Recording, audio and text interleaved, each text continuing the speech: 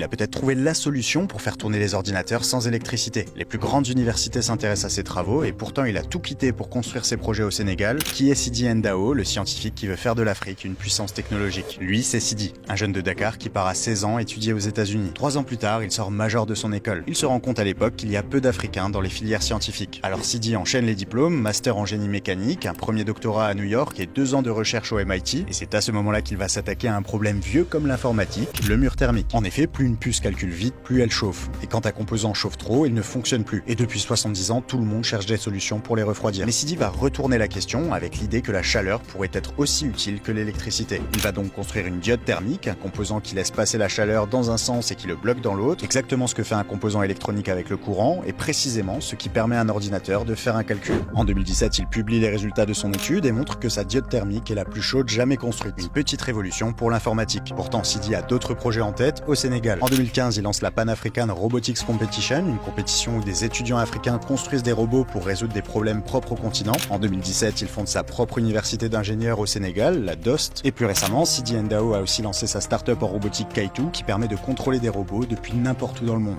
Ce qui, selon lui, va bouleverser le monde du travail. Donne-nous ton avis et abonne-toi.